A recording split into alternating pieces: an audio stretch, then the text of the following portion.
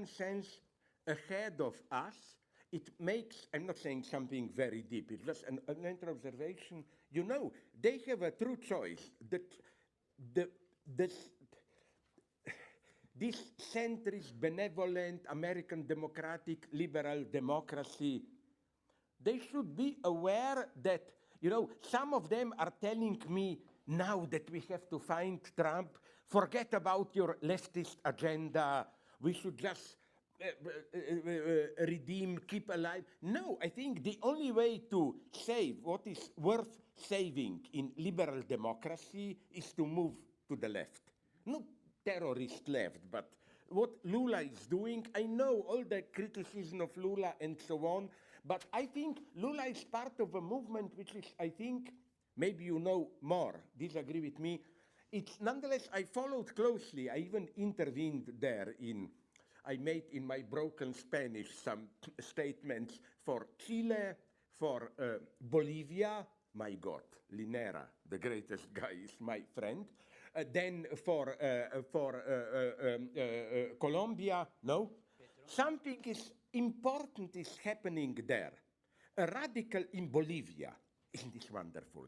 Radical left came to power, and in the 10 years, even 12, of first Morales regime, they didn't screw up the economy.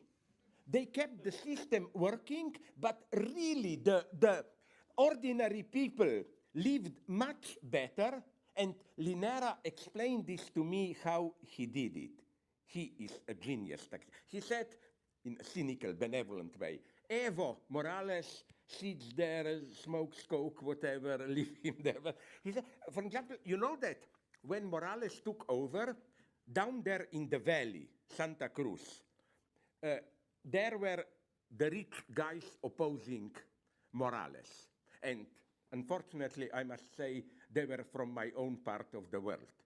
The main group there were fascist Ustashi immigrants from Croatia.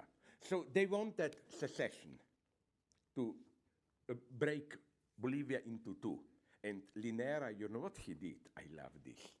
He addressed the army, because the army never likes a state to break down. So it was incredible thing. Everybody thought army, the right-wingers, but the army saved Morales' regime. And so what I want to say is that's why, wasn't this a miracle?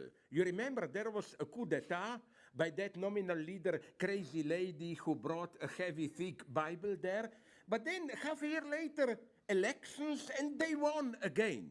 It's incredible. I think this is, I hope, with all the ups and downs, like it made me very sad when in Chile they lost the key referendum for constitution. So I'm sorry if this will sound too soft, but I don't have any big hope in Venezuela, Nicaragua, Cuba. This should be our models, you know. This is something to look for. It is, in some sense, a more radical left. But at the same time, you know, they know how to resist this eternal leftist temptation. Let's do some radical moves, then we will screw economy, everything, and then when we lose power, we will withdraw to academia and write excellent thick books about why we had to lose because of imperialism and so on and so on. You know, what I call this principled pragmatism.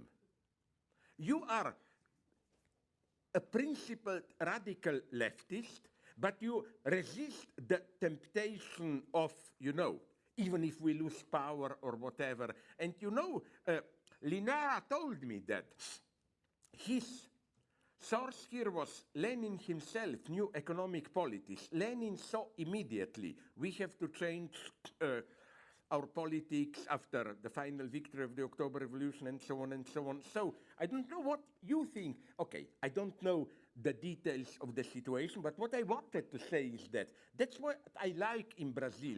The choice is clear. Neo-fascism versus a modern, but nonetheless not modern as simply part of the liberal establishment. Nonetheless, authentically more radical left. This is, and this should be, again, our message to liberals. We appreciate your legacy, freedom of the press, blah, blah, blah. But the way to maintain this legacy is not let's move more to the center so that we don't lose centuries. No, Trump was a genius here. You know, when people, after Trump's 8 years ago, or when, or 6, victory, you know that people were telling to Trump, you are too radical, you should move more to the center. Trump did the exact opposite, and we should do the same. I don't think that the way to say what is worth saying of liberal democracy is to be obsessed with this, let's not lose the middle ground. This opportunistic middle ground is disintegrating.